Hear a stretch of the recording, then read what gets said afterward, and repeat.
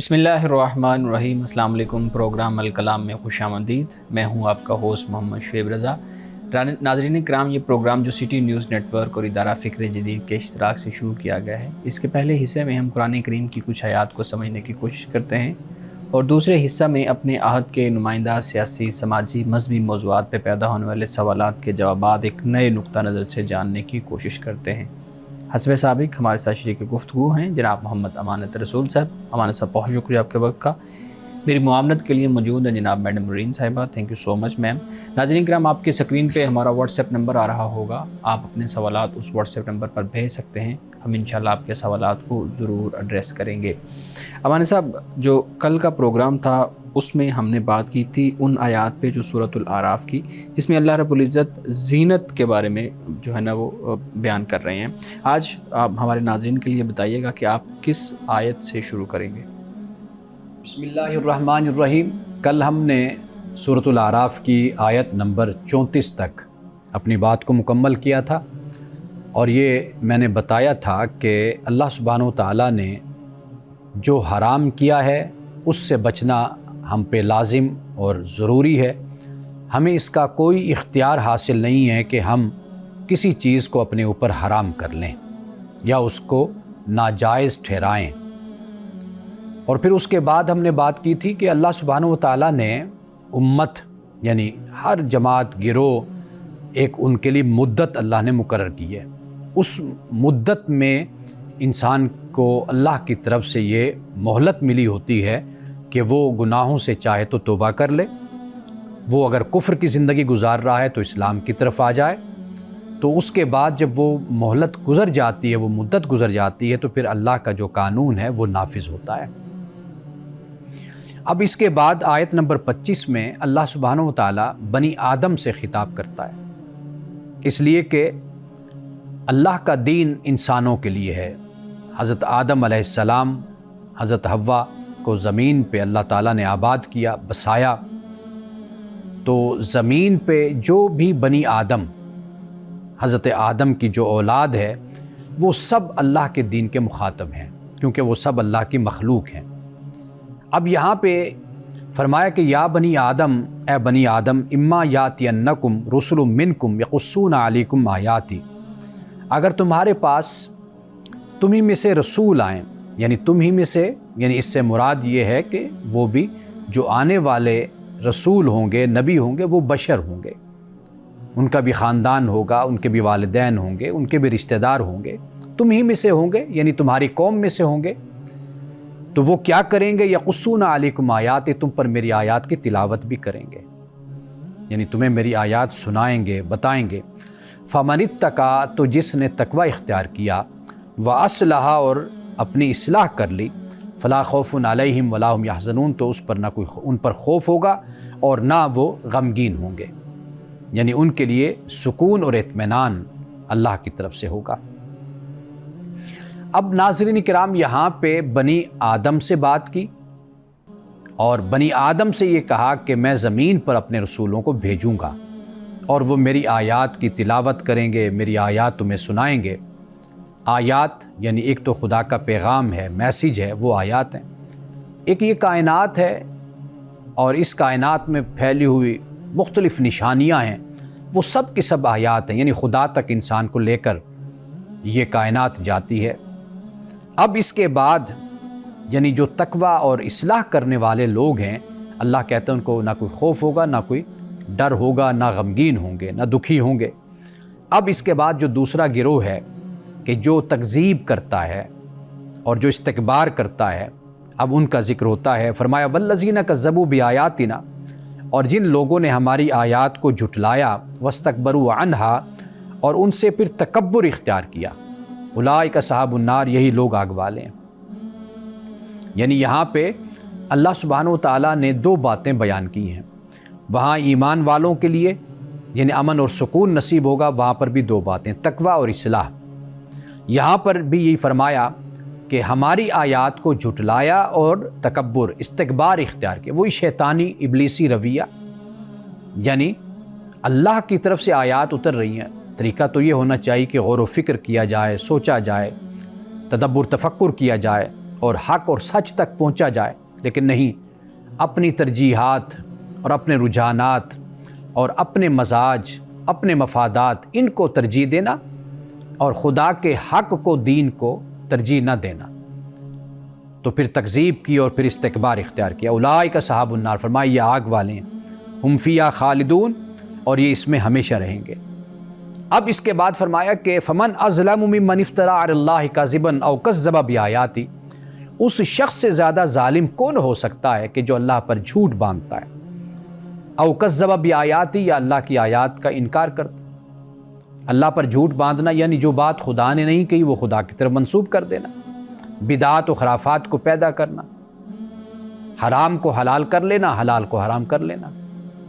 تو فرمایا اولئک ینالہم نصیبہم من الکتاب، تو فرمایا کہ ان کے نصیب کا جو حصہ لکھا ہوا ہے وہ انہیں مل کر رہے گا، یعنی دنیا میں جو وقت ہے وہ انہوں نے گزارنا ہی گزارنا ہے۔ اس میں ایسا نہیں ہے کہ اللہ سبحانہ و تعالیٰ نے، جیسے ہم نے پہلے پڑھا کہ دنیا کی نعمتیں سب کے لیے ہیں، وہ کوئی کافر ہے، کوئی مسلمان ہے، کوئی بھی ہے، ملحد ہے، خدا کا انکار کرنے والا ہے، فاسق و فاجر ہے، نافرمان ہے، معصیت کار ہے، سب کے لیے دنیا ہے، اور اس میں ساری نعمتیں برابر ہیں۔ جو حاصل کرنا چاہتا ہے وہ خدا کے قانون کے مطابق زندگی گزارتا ہے، وہ حاصل کر لیتا ہے۔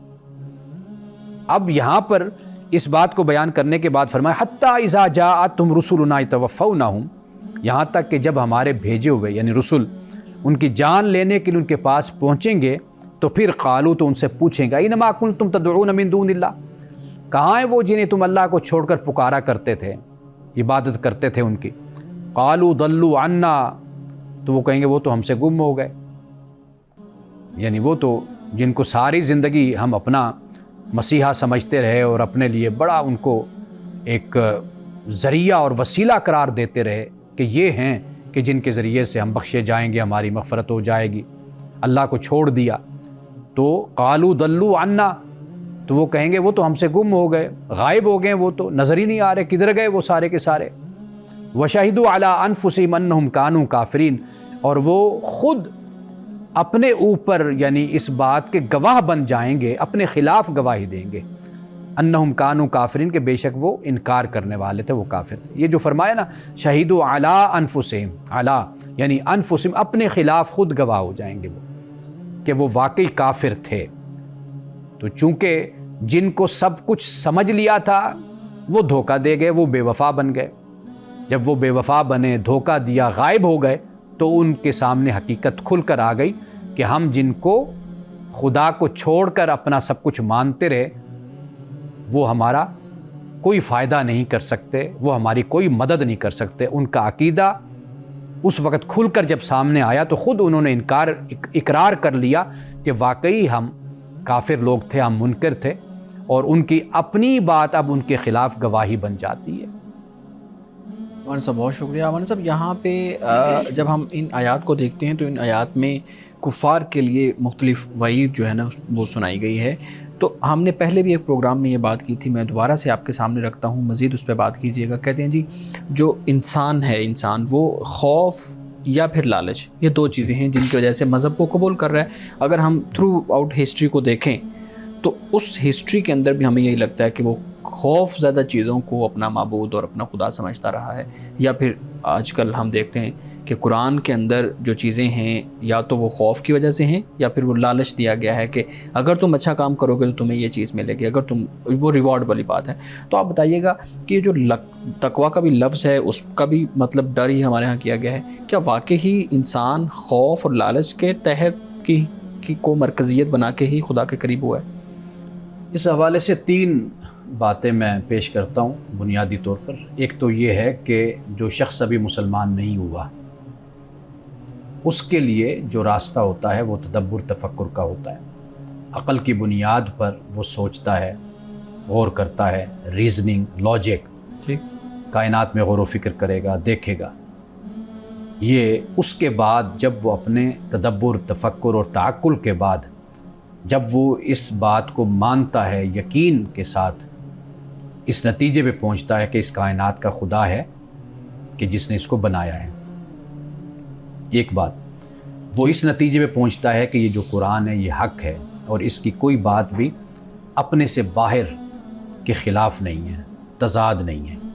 جو قرآن نے بیان کیا، جیسے بیان کیا، معلوم ہوتا ہے کہ کائنات بھی بالکل ویسے کی ویسی ہے۔ صحیح۔ ایک بات تو یہ ہمیں ذہن میں رکھنی چاہیے۔ دوسری بات یہ کہ جب کوئی شخص مسلمان ہو جاتا ہے، یعنی ابھی اسلام میں داخل نہیں ہوا نا، تو پہلے کا جو مرحلہ ہوگا وہ اس کے تدبر، تفکر، تعقل کا مرحلہ ہے۔ ٹھیک ہے۔ ہم وہاں پر کوئی خوف کی نہیں بات کر رہے، کوئی ڈر کی نہیں بات کر رہے کہ زبردستی اس سے ہم نے منوانی ہے۔ وہ آزاد ہے، وہ غور و فکر کرے، وہ سوچے، وہ پڑھے، وہ مطالعہ کرے، اس کے پاس آزادی ہے، وہ کھل کر اپنا تسلی کر لے، اس کے بعد اسلام میں آئے۔ اسلام کو جب وہ قبول کر لیتا ہے، اب جب وہ اسلام کو قبول کرتا ہے تو وہ اپنے اوپر کچھ چیزوں کو لازم، کچھ واجب، کوئی فرض اپنے اوپر ٹھہراتا ہے، کیونکہ اب وہ مانتا ہے اس چیز کو۔ جیسے آپ پاکستان کے شہری ہیں تو پاکستان کا قانون آپ پر لاگو ہوگا، اسی طرح جب آپ کسی مذہب کو، مذہب اسلام کو آپ مان رہے ہیں تو اب آپ پر کچھ احکام بھی لاگو۔ بالکل صحیح۔ قرآن مجید میں جو تقویٰ کا لفظ ہے نا، یہ در حقیقت ہے کہ جب آپ کسی انسان کے ساتھ معاملہ کرتے ہیں نا، اس معاملے میں آپ خدا کو موجود پاتے ہیں اور موجود رکھتے ہیں اور اس پر ایمان رکھتے ہیں کہ ہم دو ہیں تو تیسرا خدا موجود ہے۔ آپ تنہائی میں ہوتے ہیں تو آپ اکیلے ہیں تو آپ کہتے ہیں دوسرا خدا ہے موجود ہے، بالکل۔ خدا کو، یعنی جسے میں ہمیشہ یہ کہا کرتا ہوں، خدا آگہی، یعنی کانشیسنیس آف گاڈ، یہ اصل میں تقویٰ ہے کہ آپ خدا کے احساس سے باہر ہی نہیں جاتے۔ صحیح صحیح۔ یہ جو چیز ہے اس کو تقویٰ کہا جاتا ہے۔ اچھا، پھر یہ ہے کہ آگے جو خوف کا لفظ قرآن میں استعمال ہوا، دیکھیے خوف ہمیشہ وہاں پر ہوتا ہے جہاں محبت ہوتی ہے، چھن جانے کا ڈر۔ اللہ سے جو محبت ہے انسان کی، یہ اس کی ناراضگی کا خوف پیدا کرتا ہے۔ جی ہاں۔ جہاں پر محبت نہیں ہے وہاں پر خوف نہیں ہوگا۔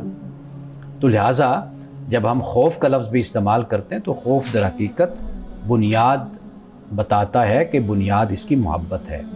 آپ اپنے محبوب کے ناراض ہونے کا آپ کو خوف ہوتا ہے جس سے آپ محبت کرتے ہیں۔ تو بندہ مومن کی جو منزل ہے، جو منتہا ہے، جو اس کا مقصود ہے، وَإِلَىٰ رَبِّكَ مُنتَهَاهَا، تو اس کی منتہا تو خدا کی ذات ہے۔ صحیح۔ وہ اس ڈر اور خوف میں رہتا ہے کہ میرا رب میرے کسی عمل سے مجھ سے ناراض نہ ہو۔ جی ٹھیک۔ ناظرین کرام، یہاں وقت ہوا چاہتا ہے ایک بریک کا، ہمارے ساتھ رہیے۔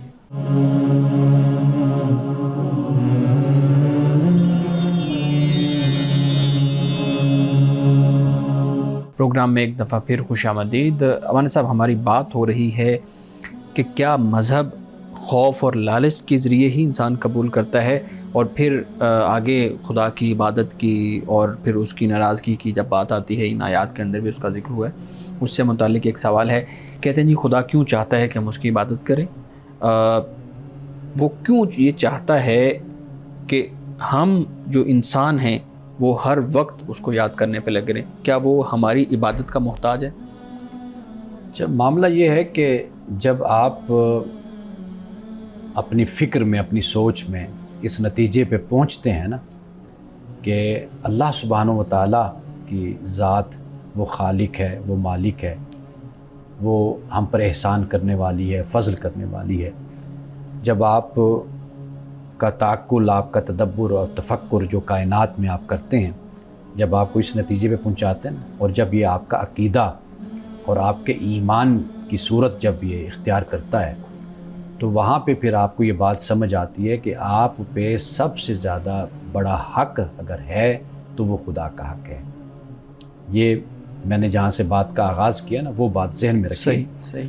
کہ آپ اپنی سوچ، فکر، تدبر، تفکر سے جب آپ ایمان تک پہنچتے ہیں، ایمان قبول کر لیتے ہیں، اب جب آپ کا یہ عقیدہ بن جاتا ہے تو آپ دیکھتے ہیں کہ اللہ کی جو ذات ہے اس کا حق آپ پر سب سے زیادہ ہے۔ قرآن پاک نے والدین کے ساتھ نیکی کا کہا نا، اب وہ کیوں ہے کہ وہ دنیا میں لانے کا سبب ہیں، پھر آپ کو پالتے ہیں، پوستے ہیں، پرورش کرتے ہیں، لیکن خدا کی ذات کا حق تو اس سے بھی کہیں زیادہ ہے۔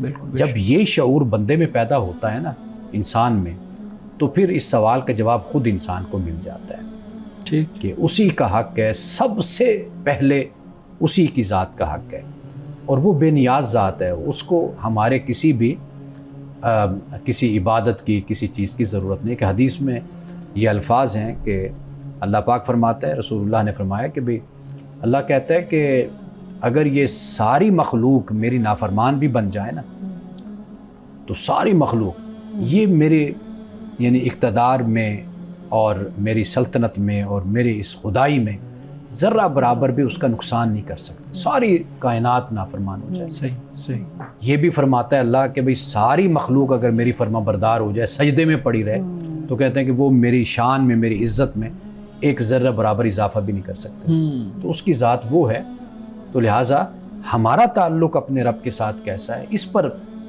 ساری عمارت قائم ہوتی ہے۔ جب یہ بنتا ہے تعلق پھر ہر سوال پھر سمرتے چلے لیکن جاتے ہیں۔ ایک اور چیز بھی ہے کہ جب بھی انسان پریشان ہوتا ہے اور دکھ میں ہوتا ہے اس وقت اسے رب بڑا یاد آتا ہے، تو لیکن جب وہ سہولتوں میں ہوتا ہے، عیاشی کی زندگی گزارتا ہے، بہت کم تعداد ہوگی ایسے لوگوں کی کہ جو اس کا سجدہ شکر ادا کرتے ہیں، تو اس وقت پھر رب کیوں یاد آ جاتا ہے جب وہ تکلیف میں ہوتا ہے، اور عام دنوں میں وہ انسان ایسے پھرتا رہتا ہے بے خوف ہو کے، بے پرواہ ہو کر۔ اور اس چیز کو تو قرآن بھی بیان کرتا ہے نا۔ اس کی وجہ بنیادی یہی ہے، یعنی انسان کی فطرت میں خدا کا شعور موجود ہے۔ جی، انسان اسی شعور کے ساتھ ہی جیتا ہے کہ کوئی ذات ہے کہ جو میری مدد کرنے والی ہے، جیسا کہ آپ نے اور جو فرمایا۔ میرے خالق ہے، جی جی پلیز۔ پیدا کرنے والی ہے، تو یہ اس کے اندر یہ شعور جبلتاً آپ کہہ لیجیے اس کے اندر یہ موجود اس کی ہے سرشت میں ہے۔ اس بنیاد پر۔ اچھا پھر یہ ہے کہ غربت سے زیادہ جو امارت ہوتی ہے نا، امیری، جی یہ انسان کے لیے بہت بڑا امتحان ہوتی ہے۔ ہاں، غربت میں، تنگی میں تو پھر بھی رب یاد آ جاتا ہے، اصل میں امارت میں، امیری میں، دولت میں، تونگری میں، آسانی میں انسان بھولتا ہے۔ تو سب سے بڑی جو آزمائش اور امتحان انسان کے لیے وہ اصل میں دولت ہے۔ صحیح۔ اچھا مولانا صاحب، یہ چونکہ ہمارے نوجوانوں کی طرف سے ہمیں یہ سوالات موصول ہوتے ہیں تو ہمیں ان کو ایڈریس کرنا بہت ضروری تو ہوتا ہے۔ نوجوان ہیں۔ جی بالکل، ہماری بھی تشنگی اس سے جو ہے نا وہ کم ہو جاتی ہے۔ اچھا ایک اور سوال اسی سے متعلق، وہ پوچھتے ہیں جی خدا دوسروں کو یعنی انسانوں کو یہ منع کرتا ہے کہ اپنی بڑائی تم نے بیان نہیں کرنی، اور اس کو تکبر میں شمار کیا جاتا ہے، لیکن جب ہم دیکھتے ہیں کہ خدا کا جب اپنی معاملے میں جب اس کا ہم آیات پڑھتے ہیں تو وہ اپنی چاہتا ہے کہ لوگ اس کی بڑائی بیان کریں۔ ایک طرف خدا انسانوں کو منع کرتا ہے، دوسری طرف وہی عمل وہ اپنے لیے پسند کرتا ہے۔ اچھا، انسان کی جو بڑائی ہے نا اس سے بھی اس کو منع نہیں کیا گیا۔ اصل معاملہ یہ ہے کہ انسان اپنے نقص کی وجہ سے، اپنے خطا کی وجہ سے انسان اس بڑائی سے مفاسد کی طرف مڑ جاتا ہے، اپنا رخ اختیار کر لیتا ہے فساد کی طرف۔ یعنی اگر کوئی شخص اچھا انسان ہے تو وہ اچھا ہے، اس کی تعریف بھی کی جائے گی، لیکن اصل جو بات جہاں پہ کھڑی ہوتی ہے نا وہ یہ ہوتی ہے کہ انسان جو اس کے پاس ہوتا ہے، مرتبہ ہے، علم ہے، منصب ہے، دولت ہے، جو کچھ بھی اس کے پاس ہے، وہ یہ خیال کرنے لگ جاتا ہے کہ یہ سب کچھ میرا اپنا ہاتھوں کا کیا ہوا ہے، یہ میری اپنی کوشش ہے، اپنی محنت ہے، یہ سب کچھ میرا ہے۔ قرآن پاک نے اس ذہنیت کا ذکر ایک مقام پر کیا ہے، تو یہ جو سوچ ہے اصل میں اس پر سوال اٹھتا ہے، اعتراض ہے۔ مثلا دنیا کا معاملہ ہے، دنیا میں رہنا ہے، آپ اچھی زندگی گزاریں، جیسے ہم نے سورۃ الاعراف میں ہم نے بیان کیا ہے، بالکل کوئی ممانعت نہیں ہے۔ معاملہ یہ کہ انسان نیگیٹیوٹی کی طرف جب مڑ جاتا ہے نا، فساد کی طرف، اس دولت کی بنیاد پر، علم کی بنیاد پر دوسروں کو تحقیر کرنا، دوسروں کی حقارت سے دیکھنا اور ان کو ذلیل کرنا، یہ جو رویہ در حقیقت اس پر خدا اپنے لیے اگر بڑائی کہتا ہے وہ تو سبحان اللہ، یعنی سبحان ہے، وہ تو اس کی ذات ہر عیب سے پاک اور صاف ہے، وہ اپنی ذات میں، اپنی صفات میں بھی ہر عیب سے پاک ہے، تو وہ تو انسان کو اس لیے کہتا ہے کہ انسان کی جو بڑائی ہے وہ زمین میں فساد کا باعث بنتی ہے۔ اس کی بڑائی زمین میں فساد کا نہیں بلکہ زمین میں امن کا باعث بنتی ہے، تو یہ اصل بنیادی وجہ ہے۔ جی بالکل ٹھیک ہے۔ ناظرین کرام، یہاں وقت ہوا چاہتا ہے ایک بریک کا، ہمارے ساتھ رہیے۔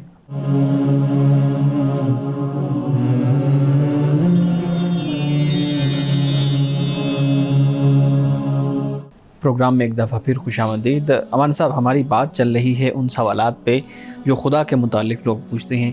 ایک اگلا سوال، وہ کہتے ہیں جی آپ نے کہا کہ کوئی بڑی سے بڑی بھی اگر کوئی معاملہ ہو جائے تو خدا کو اس پہ جو آپ نے جو ہے نا روایت بیان کی اس سے کوئی فرق نہیں پڑتا۔ وہ کہتے ہیں جی فرق تو پڑتا ہے۔ پھر دیکھیں انسان کا انسان کی عبادت کرنا، اللہ تعالیٰ کہتے ہیں کہ جب انسان عبادت کرتا ہے، قریب ہوتا ہے، رات کو اٹھتا ہے تو میں اس سے خوش ہوتا ہوں. اس کا مطلب یہ ہے، اور اگر وہ نہیں کرتا تو میں اس سے ناراض ہوتا ہوں. اس کا مطلب یہ ہے کہ پھر جو مخلوق ہے اس کے عمل سے خدا پہ کوئی اثر اندازی والا معاملہ ہوتا ہے، یعنی مخلوق کا جو عمل ہے وہ خدا پہ اثر انداز ہوتا ہے. اصل میں خدا اور بندے کا جو تعلق ہے نا اس پر اصل میں اثر پڑتا ہے. خدا کی ذات پر اس کا کوئی اثر نہیں ہے، وہ بے نیاز ذات ہے.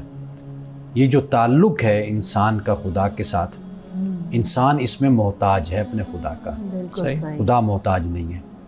تو لہٰذا جو تعلق ہے وہ بنیادی طور پر وہ متاثر وہ ہوتا ہے، خدا نہیں متاثر ہوتا. صحیح. تو لہٰذا انسان جب محتاج ہے اپنے معاملات میں، اپنی زندگی میں، تو پھر اس کو خدا کی طرف دیکھنا ہے، خدا کی طرف جانا ہے. تو یہ بنیادی بات ہے. اللہ انسان کو عبادت کا فرماتا ہے. وہ عبادت کا فرمانا اس لیے نہیں ہے کہ کوئی وہ محتاج ہے، وہ اس لیے ہے کہ انسان کی جو تخلیق ہے اس کا بنیادی مقصد ہی یہی ہے کہ وہ خدا کی فرما برداری میں ہے. اور پھر اللہ قرآن میں یہ بھی بیان کرتا ہے نا کہ یہ ساری کائنات خدا نے مسخر کی ہے انسان کے لیے، اور انسان کو پیدا کیا ہے اپنے لیے. بالکل. تو جو نعمتیں جو کچھ انسان کو خدا نے دی ہیں تو ان کا حق بھی تو انسان نے ادا کرنا ہے. حق تو خیر پھر بھی نہیں ادا ہوتا، لیکن کم از کم اتنا تو ہے نا کہ ان احسانات اور ان نعمتوں کا کچھ تو انسان اظہار کرتا ہے نا تشکر کا. وہ یہ اصل میں وہ تشکر ہے جس کی توجہ انسان کو دلائی جاتی ہے. ہمارے ساتھ یہ بھی تو ہے نا کہ جب اللہ تعالیٰ نے یہ فرمایا ہے کہ لَإِن شَكَرْتُمْ لَأَزِيدَنَّكُمْ، کہ وہ بھی ہمارے لیے باعث رحمت ہے. اگر ہم شکر بھی کریں گے، اللہ کو یاد کریں گے، وہ پھر رحمتیں دینے کے لیے اس طرف توجہ ہماری دلواتا ہے کہ بھی ایسا کرو تاکہ تمہیں اور نواز آ جائے. تو فرق تو انسان پہ پڑا. کسی شاعر نے کہا نا کہ رحمت حق بہانہ می جویت، کہ جو اللہ کی رحمت ہے وہ صرف بہانے تلاش کرتی ہے. بالکل. نمازنے کی. جی میڈم آپ سوال کیجیے گا. ہاں جی، میں یہ کچھ لوگ جو ہے آپ نے غور کیا ہوگا ہمارے معاشرے میں ہاتھوں کی لکیروں پر بڑا ٹرسٹ کرتے ہیں، بڑا پسند کرتے ہیں اور بھروسہ کر کے مطلب یہ ہے کہ اپنے پلانز بھی بنواتے ہیں. تو کیا اس کی کوئی اہمیت ہے یا نہیں، کوئی ثابت ہے کہ ایسا کر لینا چاہیے یا کوئی اعتراض نہیں؟ دیکھیے یہ علم ہے بطور علم کے، جیسے دیگر علوم ہیں. جی. علم نجوم بھی ہے، جی. وہ ہے پامسٹری ہے، ہاتھوں کی لکیروں کا علم ہے. اچھا. یہ اسی طرح جیسے دیگر علوم ہیں. ٹھیک ہے. پہلی دنیا میں یعنی قدیم زمانے میں اس پر بڑا بھروسہ کیا جاتا تھا. اچھا. اور اس کی روشنی میں کوئی قدم اٹھایا جاتا تھا. ٹھیک. مذہب کو اصل اعتراض یہ ہے کہ جب ہم ان چیزوں کو کلی اختیار مختار سمجھ لیتے ہیں کہ یہی سب کچھ ہے جو ہماری قسمت بناتے ہیں، یہی ہے جو ہماری قسمت کو بگاڑتے ہیں. یہ اصل جو ہے نا یہ عقیدہ یہ کفر ہے، یہ گمراہی ہے. اس سے اللہ سبحانہ و تعالیٰ منع فرماتا ہے. باقی ہاتھوں کا دیکھنا، مثال کے طور پر اب جو یہ ستارے تھے، اب ستاروں کو دیکھ کر لوگ عرب میں سفر بھی کرتے تھے. جی. وقت کا تعین بھی، وقت کا تعین ہے یا علم، یعنی یہ تھا کہ دیکھا اور اس کے مطابق یعنی کسی نے کسی منزل پہ پہنچنا ہے تو وہ ایک ستارے کو فالو کرتے. یہ خاص علم تھا. ٹھیک ہے. اسی طریقے سے یہ علوم تھے اپنے زمانے میں، لوگ اس سے استفادہ کرتے تھے. استفادہ کرنے پہ کوئی پابندی نہیں ہے، لیکن اصل معاملہ جو آگے جا کر بگڑتا ہے وہ یہ ہے کہ جب آپ اس کو اپنے عقیدے میں شامل کر لیتے ہیں اور آپ یہ خیال کرنے لگ جاتے ہیں کہ یہ آپ کی قسمت پر مؤثر ہوتے ہیں، آپ کے حالات پر مؤثر ہوتے ہیں، آپ کی زندگی کے احوال پر مؤثر ہوتے ہیں، تو یہاں سے اصل جو خرابی ہے، جو فساد ہے، وہ یہاں سے پیدا ہوتا ہے. جی پلیز. جی. اور بھی اس طرح بھی آپ دیکھیں، ہم ذرا غور کریں اگر کہ ان فطرت پہ بات پوچھنا چاہوں گی کہ انسان کو جس چیز سے روکا جائے وہ اسی کام کی طرف لپکتا ہے، اسی کام کو کرنے کی کوشش کرتا ہے. اور آپ یہ دیکھیں کہ حضرت آدم علیہ السلام اور حضرت اماں حوا جو تھیں، ان کو جس کام سے روکا گیا اسی کام کی طرف مطلب انہوں نے وہ کام کر لیا. تو کیا انسان کی اس فطری کمزوری سے شیطان نے فائدہ اٹھاتے ہوئے انہیں بہکایا تھا، یہ ہم کہہ سکتے ہیں؟ نہیں، اصل جو ہے نا وہ قرآن نے کہا وقاسمہما، کہ وہ مفسرین نے لکھا ہے کہ یعنی قسمیں کھا کھا کر اس نے اعتبار دلایا. ایسا نہیں تھا کہ بھئی آدم و حوا ایسے اس نے کہا تو چلو بھئی وہ اس طرف آ گیا. وَدَلَّاهُمَا بِغُرُورٍ، غرور کا لفظ بھی آیا کہ ان کی جو رہنمائی کی غرور کے ساتھ، یعنی غرور کا مطلب دھوکہ ہوتا ہے. یعنی اس سے یہ نقطہ بھی سمجھ آتا ہے. بہت اچھا آپ نے سوال کیا. اس سے ایک اور بات بھی واضح ہو جاتی ہے, وہ یہ ہے کہ انسان جو ہے یہ کبھی بھی علل اعلان برائی کی طرف نہیں آتا. یعنی اگر کسی سے یہ کہا جائے, اکثر طور پر ایسے ہوتا ہے کہ بھئی یہ برا کام ہے, آؤ مل کر یہ برا کام کرتے ہیں, یہ نہیں ہوتا. شیطان کا, ابلیس کا جو حملہ ہوتا ہے وہ یہ ہوتا ہے کہ یہ کرو گے تو پیسے مل جائیں گے, اور کوئی پولیس نہیں دیکھ رہی, کچھ نہیں ہوگا, اس سے تمہیں بڑا فائدہ پہنچے گا, دیکھ لینا. تو وہ پھر اس طریقے سے گمراہ کرتا ہے ابلیس. تو یہاں پر اس نقطے کو بھی واضح کیا گیا کہ حضرت آدم و حوا کو جس طریقے سے اس نے گمراہ کیا یا ٹریک کیا, یعنی غرور کا لفظ بھی استعمال ہوا, وقاسمہما کہا, قسمیں کھا کر ان کو یقین پکے طریقے سے دلایا. اچھا, پھر تیسری بات, یعنی وہ دھوکہ کیا تھا, وہ یہ تھا کہ تم فرشتے بن جاؤ گے, تمہیں ہمیشہ کی زندگی مل جائے گی. تو یہاں سے یہ بات سمجھ آتی ہے کہ اگر کھل کر ایک بات کہی جاتی تو آدم و حوا کبھی اس کی طرف نہ بڑھتے, لیکن اس نے فریب دیا, چکر دیا, اور جسے کہتے ہیں شوگر کوٹی ٹائپ کام کر کے پیش کیا. تو یہ اصل وجہ بنی کہ جس سے آدم و حوا اس طرف متوجہ ہوئے. لیکن حضرت آدم علیہ السلام کو تو فضیلت بخشی گئی تھی, اللہ تعالیٰ نے انہیں اسماء بھی سکھائے. مطلب یہ کہ ابلیس کی نسبت یا باقی فرشتوں کی نسبت آپ کو فوقیت دی گئی تھی. تو یہ جو ٹریپ کرنے کا جتنا بھی کام شیطان نے کیا, تو اس طرف کیوں نہیں توجہ؟ مجھے یہ نہیں چیز سمجھ آتی کہ حضرت آدم علیہ السلام وہ کیسے اس کی باتوں میں آ گئی. یعنی کہ اتنے وہ کہنا چاہیے کہ بھی سادہ تھے ان کے شیطان کے مقابلے میں کہ وہ ٹریپ ہو گئے, ان کو کیوں نہیں؟ اچھا, آپ اس پہلو کو سامنے آپ رکھ رہی ہیں کہ وہ اس میں آ گئے, جی, یعنی وہ پیغمبر تھے اس کے باوجود. آپ اس پہ نظر نہیں رکھ رہی کہ وہ پھر خدا کی بارگاہ میں روئے, گریہ ازاری کی. انسان کی عظمت اس میں پوشیدہ ہے. فرشتوں سے غلطی نہیں ہوتی, فرشتے ہیں, ٹھیک ہے. انسان جو ہے یہ ایسی اللہ کی مخلوق ہے, اس کی فضیلت, اس کا مرتبہ یہ ہے کہ یہ اگر اس سے غلطی ہوتی ہے, خطا ہوتی ہے, تو یہ رب کی بارگاہ میں پلٹتا ہے, روتا ہے. اصل فضیلت یہ ہے. شیطان اکڑ گیا, تکبر کیا, اپنی بڑائی کا اس نے اعلان کیا. آدم کیا تھے؟ آدم کی بڑائی کا اعلان رب نے کیا.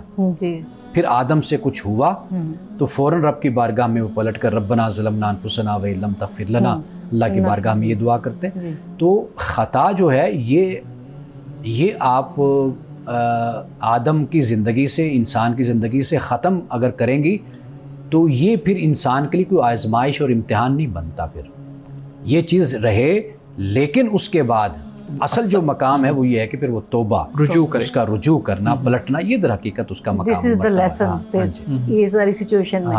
ٹھیک ہے جی. اچھا مان صاحب, یہ بتائیے گا کہ جو زکوٰۃ پہ ہم نے کل کے پروگرام میں بات کی تھی, تو اس حوالے سے ایک سوال ہے کہ اپنے سگے بہن بھائیوں کو زکوٰۃ دی جا سکتی ہے یا نہیں دی جا سکتی؟ اور بہت سے لوگ ماں باپ کے بارے میں بھی پوچھتے ہیں کہ میرے ماں باپ الگ رہتے ہیں تو کیا ہم ان کو زکوٰۃ دے سکتے ہیں؟ نہیں دے سکتے. ماں باپ کو تو زکوٰۃ نہیں دے سکتے, لیکن بہن بھائیوں کو زکوٰۃ دی جا سکتی ہے. ٹھیک ہے, اپنے جو سگے بہن بھائی ہیں ان کو بھی زکوٰۃ دی جا سکتی ہے, لیکن ماں باپ کا جو حق ہے وہ دوسرا حق ہے کہ ہر لحاظ سے اولاد کو چاہیے کہ اپنے خاص مال سے اپنے والدین کی خدمت کریں, لیکن بہن بھائیوں کو زکوٰۃ. اچھا, پھر زکوٰۃ بتانے کی بھی ضرورت نہیں ہے. اچھا, آپ تحفہ بنا کر بھی پیش کر سکتے ہیں. دوست ہے کوئی, آپ دیکھتے ہیں کوئی دوست تنگ دست ہے, مضبوط نہیں ہے مالی لحاظ سے, آپ اس کی مدد کر سکتے ہیں اور بطور تحفہ کے آپ پیش کر سکتے ہیں. اسی طرح آپ کے ملازم ہیں, کوئی بھی ہے, تو آپ ان کو زکوٰۃ بطور تحفہ اور ہدیہ پیش کر سکتے ہیں. یہ زکوٰۃ یکمشت دینے کی بجائے ہم توڑ کے بھی دے سکتے ہیں, جیسے ملازمین کو ہر مہینے تنخواہ کے ساتھ ویسے اضافی رقم ایک دے دی جائے ان کو. دیکھیے, آپ اپنا پورا حساب و کتاب لگاتے ہیں نا, یعنی اتنی اماؤنٹ ہے تو بے شک آپ اس کو توڑ کر بھی آپ دے سکتے ہیں. یعنی کیلکولیشن ہونی چاہیے, بس ایک وظیفے کے طور پر, ہدیے کے طور پر آپ پیش کر سکتے ہیں. ٹھیک ہے, اور بتانے کی ضرورت نہیں. ٹھیک ہے, بالکل ٹھیک. اچھا ہمارے صاحب, سوشل میڈیا پہ جیسے اور بھی نئی چیزیں ہمارے سامنے آتی ہیں, کچھ اچھی بھی ہوتی ہیں, کچھ نیگیٹو بھی ہوتی ہیں. ایک چیز اور آپ کے سامنے رکھوں گی کہ مجھے تو وہ عجیب لگی ہے, آپ سے پوچھتے ہیں. جیسے یہ شادی بیاہ کے کچھ مناظر دکھائے جاتے ہیں, تو ان میں اب یہ ایک نئی چیز بہت تیزی سے عام ہو رہی ہے کہ دولہا دلہن نکاح کے بعد مطلب گلے ملتے ہوئے دکھاتے ہیں، ماتھا چومتے ہوئے دکھاتے ہیں، جبکہ یہ سب کچھ بڑی محفل میں باپ بھائی سب کے سامنے یہ عمل ہو رہا ہوتا ہے. تو اس میں کوئی حرج ہے یا ٹھیک ہے یہ؟ دیکھیے وہ میاں بیوی ہیں اور ساری دنیا کو یہ پتہ ہے کہ یہ دونوں نکاح سب کے سامنے کر رہے ہیں، نکاح ہو چکا ہے ان دونوں کا. جی. تو وہ آپس میں ایک رسم کے طور پر، عام طور پر یہ ایک روایت خاندانوں میں، قبیلوں میں موجود ہوتی ہے. تو جہاں پر اس کو معیوب نہیں سمجھا جاتا تو ہم اس پر کوئی ناجائز اور حرام کا فتویٰ نہیں دے سکتے. جہاں معیوب خیال کیا جاتا ہے تو بے شک وہاں پر احتیاط کر لی جائے. صحیح. لیکن اگر کوئی ایسا کرتا ہے جی تو اس میں کوئی ایسی ممانعت کی بات نہیں ہے. ٹھیک. ناظرین کرام، یہاں وقت ہوا چاہتا ہے ایک بریک کا، ہمارے ساتھ رہیے گا.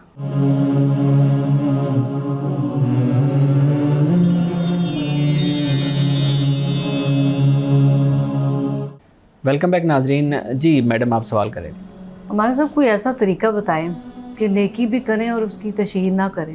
لیکن آپ یہ دیکھیں کہ اب تو اس کے بغیر یہ ایک ٹول بن گیا ہے، پبلسٹی ٹول، کہ بھی اگر نیکی کی اور اس کو دکھایا نہیں، شو آف نہیں کیا تو پھر عوام الناس میں ہمیں پذیرائی کیسے ملے گی، ہم ان کی فیورز کیسے لیں گے.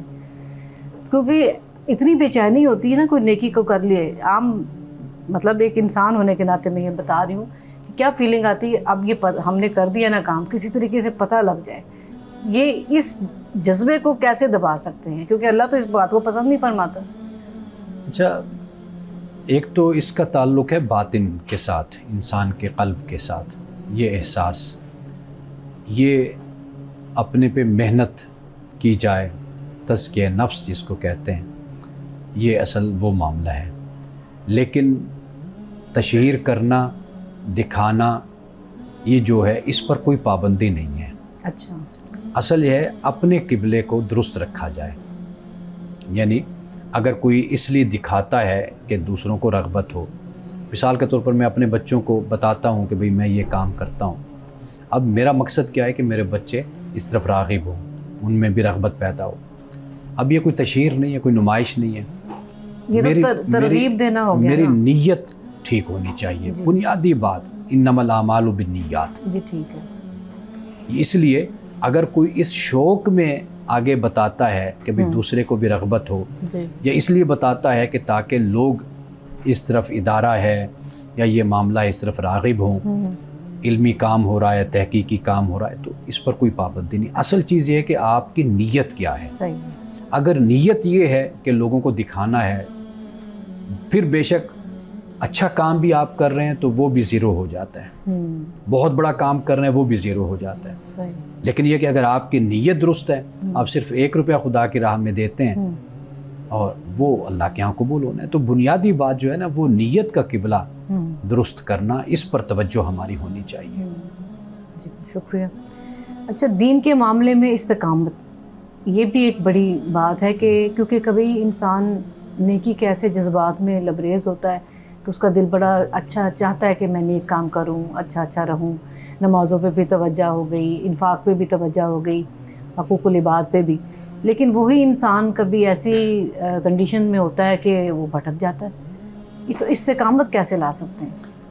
اچھا، ایک تو کبھی انسان کو یہ آئیڈیل صورت تک نہیں جانا چاہیے.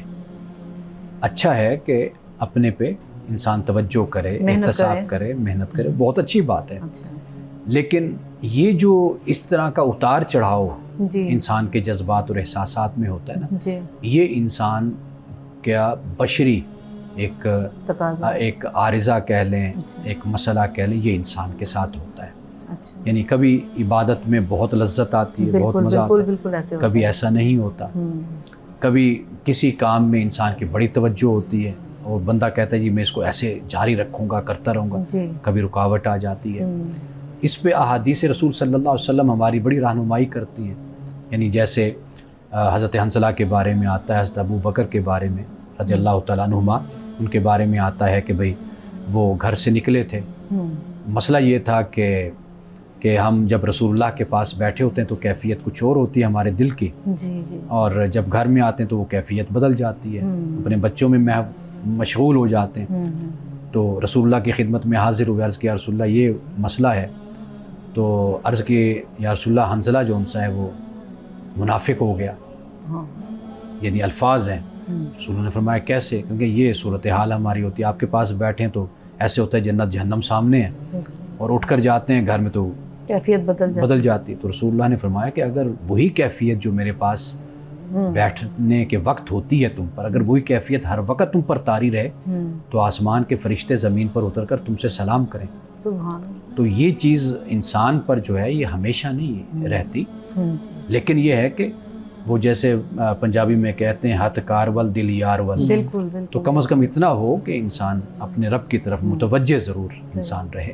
تو ویسا یہ دعا کرتے ہوئے مطلب یہ ہے نا کہ رب سے رو کے دعائیں کی جائے گڑ گڑا کے، تو دعا کرتے وقت بھی یہی چیز ہوتی ہے کہ کبھی تو بڑی انسان پر رکت طاری ہوئی ہوتی ہے، انسان روتا ہے، پھوٹ پھوٹ کے روتا ہے دعا کرتے وقت، اور کسی وقت صرف وہ محض الفاظ ہی ادا کر رہا ہوتا ہے. بس یہ وہی کیفیت ہے، انسان اسی معاملے میں رہتے ہیں. ایمان کے بارے میں کہا جاتا ہے نا کہ ایمان بڑھتا ہے اور گھٹتا ہے، تو یہ صورتحال انسان کے ساتھ ہے. لیکن انسان کبھی یعنی اس معاملے میں پریشان نہ ہو اور اس کو ایک فطری اور ایک بشری تقاضا اس کو سمجھے، لیکن اپنے اوپر بہرحال محنت کرتا رہے. مولانا صاحب یہ بتائیے گا کہ دعا کا بہترین وقت کون سا ہے؟ دعا کا بہترین وقت اگر ہم دیکھیں تو وہ تہجد کا وقت ہوتا ہے، سنت رسول صلی اللہ علیہ وسلم، یعنی تہجد اس وقت کوئی نہیں ہوتا، آپ اکیلے اپنے رب کے پاس ہوتے ہیں. تو سب سے اچھا وقت، اعلیٰ وقت وہ تہجد کا وقت ہے. ویسے تو انسان جس کیفیت میں ہوتا ہے اس کیفیت میں رب سے جب مانگتا ہے تو رب عطا کرتا ہے.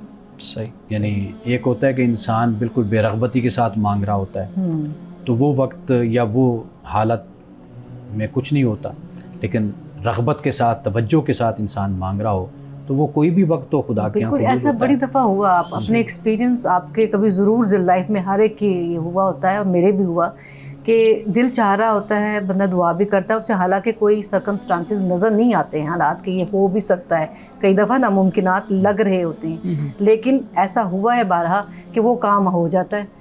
یعنی ایک کسی کام کے لیے ہم دعائیں کر کر کے تھک جاتے ہیں، ہم کہتے ہیں دعا نہیں قبول ہو رہی ہے، کیا بات ہے، اللہ تعالیٰ ہماری دعا کیوں نہیں قبول ہو رہی، اور کسی وقت ایسا ہوتا ہے کہ وہ دعا جھٹ سے قبول ہو جاتی. صحیح. ہمارے لیے اس میں نہ ہونے میں بھی تو حکمتیں ہی ہیں نا اللہ تعالیٰ کی. رسول اللہ صلی اللہ علیہ وسلم کی حدیث کے مطابق اللہ بندے کی دعا کو قبول کرتا ہے، ہر صورت میں قبول کرتا ہے. ہاں جو مانگ رہا ہوتا ہے وہ نہیں دیتا، اس سے کہیں بہتر اپنے بندے کو عطا کرتا ہے. مولانا صاحب آج کی حدیث مبارکہ بیان کیجیے گا. یہ حدیث رسول اللہ صلی اللہ علیہ وسلم سے روایت کی حضرت ابو سعید نے کہ اللہ سبحانہ و تعالیٰ قیامت کے دن جن کو اپنا سایہ عطا کرے گا، اپنی رحمت کا سایہ، اپنے عرش کا سایہ عطا کرے گا. پہلے فرمایا عدل کرنے والا حکمران، دوسرا فرمایا وہ جوان جس نے اللہ کی عبادت کرتے ہوئے عمر بڑی کی، یعنی جو جوان ہوا اللہ کو یاد کرتے ہوئے، بوڑھا ہوا اللہ کو یاد کرتے ہوئے. تیسرا فرمایا وہ شخص جو مسجد سے نکلتا ہے تو واپس جانے تک اس کا دل اس میں لگا رہتا ہے، یعنی اللہ کے گھر کی طرف اس کا دل لگتا ہے، متوجہ رہتا ہے. فرمایا کہ ایسا وہ شخص جو آپس میں اللہ کے لیے محبت کرتا ہے، یعنی دو لوگ ہیں اللہ کے لیے محبت کرتے ہیں اور اللہ کی خاطر ہی جدا ہوتے ہیں، تو یہ ہو گیا. فرمایا وہ شخص جو تنہائی میں اللہ کو یاد کرے اور اس کی آنکھیں بھر آئیں، تو فرمایا اس کو بھی اللہ اپنے عرش کا سایہ عطا کرے گا. وہ شخص جسے کوئی خاتون اپنی طرف متوجہ کرے، بلائے اور وہ کہے میں اللہ سے ڈرتا ہوں، تو اسے بھی اللہ اپنی عرش کا سایہ عطا کرے گا. اور آخری شخص فرمایا ایسا شخص جو اس طرح صدقہ کرتا ہے کہ اس کے بائیں ہاتھ کو بھی خبر نہیں ہوتی کہ دائیں ہاتھ نے کیا خرچ کیا ہے، یعنی اتنا اہتمام کر کے وہ خرچ کرتا ہے، تو فرمایا کہ یہ وہ 7 لوگ ہیں کہ جن کو اللہ سبحانہ و تعالیٰ کل قیامت کے دن اپنے عرش کا سایہ عطا فرمائے گا. ناظرین کرام، اس دعا کے ساتھ اپنے پروگرام کا اختتام کریں گے. اللہ رب العزت حسن کلام اور تاثیر کلام عطا فرمائے، ہماری زبان کی گروں کو کھول دے اور سننے والوں تک خیر کا پیغام پہنچے. اجازت دیجیے، خدا حافظ.